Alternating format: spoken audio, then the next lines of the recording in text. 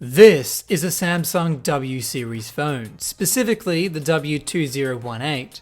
The W series phones being one of Samsung's most expensive model lines, one you've probably never heard of because it's China exclusive. This particular phone retailed for around $2,400 at launch from the sources I can find online, which is close to $3,500 Australian dollars, which is insane. I purchased this one from AliExpress for a tenth of its original price. What makes it unusual is its form factor. It's a flip phone that's running Android. And if you're paying attention to the model number, that's its release year. This phone was released in 2018. But what exactly is a Samsung W series phone, and why is it China exclusive? The phone lacks the usual Galaxy branding and boots up with an entirely different logo. The logo translates to caring for the world. From what I understand, the W series targets the luxury phone market in mainland China with limited edition phones. These phones are well equipped spec-wise and usually come in flash colors like gold and bronze. Some of the purchase price is reportedly given to a charity similar to Apple's Product Red program. The only reference to this I could find was in a translated version of Samsung's website. The cause reportedly to fund healthcare and housing for children in China. The W series was introduced in 2006, and until 2020 models were flip phones like this one, with models from 2013 onwards running Android. This is the second last traditional flip phone model, with the 2019 model being almost identical in both hardware and software, but I thought the slightly older 2018 version looked much nicer. From 2020 onwards, the W series is just a rebranded Galaxy Z series phone with some gold trim, a custom back panel and gold icons. The only similar Samsung devices to this one that were sold outside of China but still not globally was the Samsung Galaxy Folder, which had two iterations. It came prior to this phone and only was upgradable to Android 6. This W2018 shipped with Android 7 and can be upgraded to Android 9, which this one is already running. So how usable is Android on a flip phone, and what unique features does this Samsung have that the other flagships at the time lacked, that being the S8 and Note 8 devices? In terms of specs, it shares a lot in common with the Galaxy Note 8, featuring a Snapdragon 835 processor, 6GB of RAM, and 64 or 256GB of storage. It has dual SIM support like many Chinese region phones, and even dual OLED displays. What it lacks is battery capacity, coming in at 1000 mAh less than the Note 8, at just 2300 mAh. Despite that, these are specs you don't contemplate seeing on a flip phone. Like the S8 and Note 8, it features a fingerprint reader and iris scanner. This one below the hinge, along with a selfie camera up top. You may have noticed by now the sheer size of this phone. Closed, it's about the same as an iPhone mini, but open it up and you've just doubled the length. It's much larger than a traditional flip phone, which is exacerbated when you hold it up for a phone call. Though what you won't find on pretty much any other Android phone is a number pad.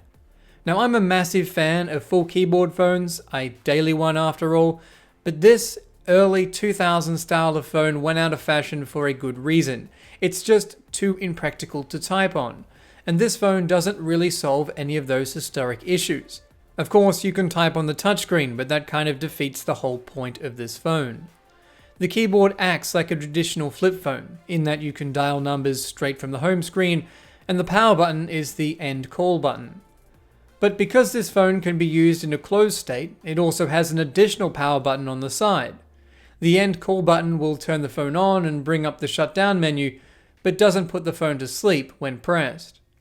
My BlackBerry allows you to set shortcuts from the keyboard for both a short and long press. This Samsung only lets you use this for speed dial. It doesn't have any touch sensitivity like some older BlackBerry keyboards, which would let you scroll through web pages or move the keyboard cursor by swiping your finger across the keyboard. There's a built-in D-pad which can be used to navigate around Android, although sometimes it's unreliable, as not all apps support it, and when they do, it doesn't always work right. As an example, I can choose a new clock design from the Settings app, but I can't set it, as the D-pad cannot bring focus to the confirmation button. so the keypad is more of a clunky feature than a real utility.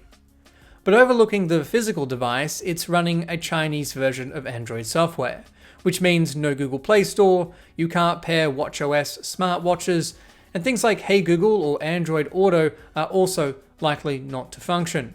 And any mention of Wi-Fi is replaced with the word WLAN. Unique to this phone is its gold icons. Watch faces, of which there is 3 to choose from that display on close for a few seconds, as well as a W series app that has information about each model. But other than that, this is just a typical One UI Samsung. One very disappointing thing is the bootloader isn't unlockable, making it more locked down than other global Samsung models. However, the bigger issue is, does this device even support the right network bands and voice over LTE profiles to work on carriers outside of China? If you live in a country without both a 2G and 3G network, good luck. As if it doesn't support your specific network's voice over LTE network, you won't be able to make calls. Or if you're in Australia, the IMEI will be blocked based on the phone's TAC code. Thanks to the website isthisphoneblocked.net.au, we can see this particular model is blocked on Optus but not Telstra. This, however, doesn't guarantee it would actually be able to make phone calls. It just means they haven't blocked it. But they may in the future, like they did recently with the Galaxy S7 series. Overall, I think the design of this phone is quite nice, but I certainly wouldn't have bought one then and wouldn't recommend buying one now. I was just curious as to what one of these W series phones was actually like. In terms of performance, it's just like any Note 8, given it shares similar hardware. I don't know why they wouldn't take the full keyboard approach like BlackBerry.